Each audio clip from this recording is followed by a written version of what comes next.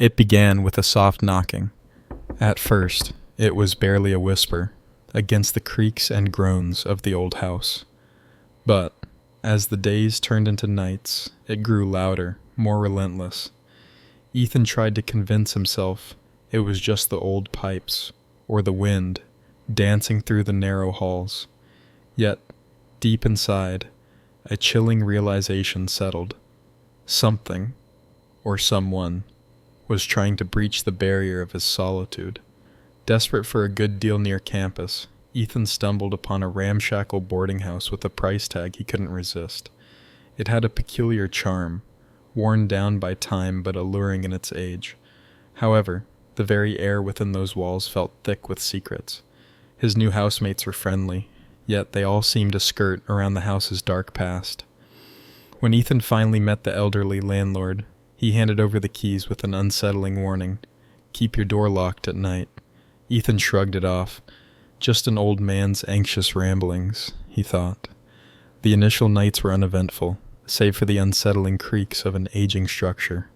But soon enough, peculiarities began to mount. His belongings turned up in unexpected places, and the window he meticulously locked each night would mysteriously welcome the dawn with a slight ajar.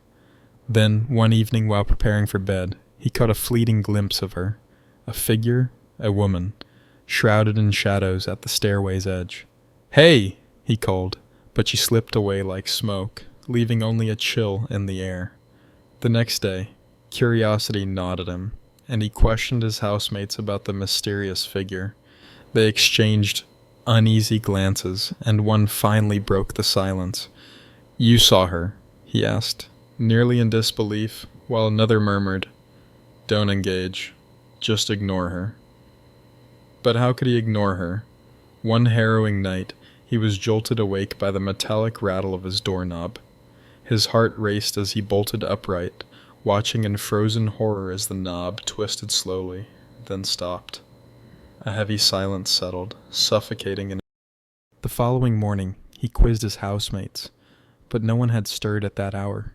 Driven by an insatiable need to uncover the truth, Ethan set up a motion-activated camera outside his door. That night, the rattling returned, accompanied by the ominous creak of movement just beyond the threshold. He didn't dare open the door, choosing instead to endure the night and darkness, waiting for morning to watch the footage. When dawn rose, he hesitantly replayed the recording. What he saw sent ice coursing through his veins. The woman, dressed in a tattered nightgown, stood ominously outside his door. Her head twitched unnaturally as she fixated on the camera. Suddenly, as if aware she was being watched, she raised her hand, revealing his spare key clutched tightly within her fingers. Then, the screen flickered, and the final image froze on her desolate face, her mouth curving into a nightmarish grin. In a panic, Ethan hastily packed his belongings, ready to flee the lurking terror. As he rushed down the stairs, the landlord appeared, blocking his path. "She's taken a liking to you," he murmured, his voice laced with an unsettling calm. "Leaving won't help. She always finds the one she chooses." But Ethan couldn't stay. He abandoned his deposit and the remnants of his life in that cursed house, desperate to escape. Still, the sense of dread haunted him. Even in the safety of his new apartment, surrounded by strangers, he would sometimes wake to the familiar sound of his doorknob rattling, echoing through the dark, reminding him that some things can't be left behind.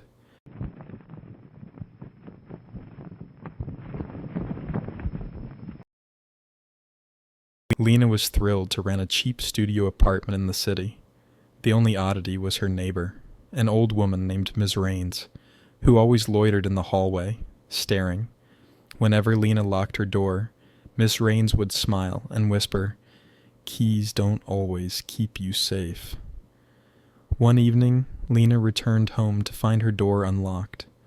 Her apartment was untouched, except for her mirror, where a single word was scrawled in red lipstick: "Mine." Terrified, she changed the locks and installed a security camera. The next night, an alert woke her. Motion detected inside. The footage showed Ms. Raines stepping out of Lena's closet, staring at the camera, then vanishing into the dark. Lena fled to the landlord, who paled. "Ms. Raines, she was evicted months ago, but we never found her key."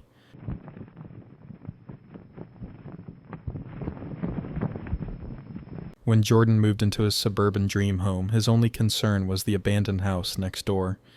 It had been empty for years, until the day he saw a light in the upstairs window. Assuming new owners had moved in, he knocked on the door but got no response. Later that night, he glanced outside and saw a shadowy figure standing by the window, staring at him.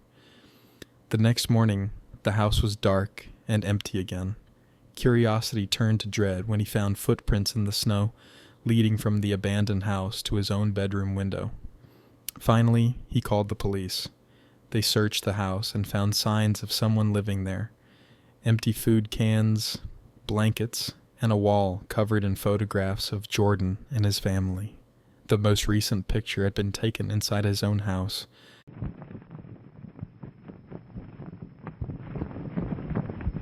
After Amy's roommate moved out, she advertised for a new tenant. Within days, she received a call from a woman named Claire, who insisted on moving in immediately. Claire paid in cash and didn't bring much, just a single suitcase. From the start, Amy felt uneasy. Claire never left the apartment, never cooked, and at night, Amy would hear her talking, though she was always alone. One evening, Amy woke up to see Claire standing over her, whispering something unintelligible. Shaken, she checked Claire's room while she was out. Inside the suitcase, instead of clothes, were dozens of ID cards, each with a different name but the same face. Claire's face. Amy reported it, but when the authorities checked, Claire was gone. No trace of her remained, except a new listing under a different name, looking for another unsuspecting roommate.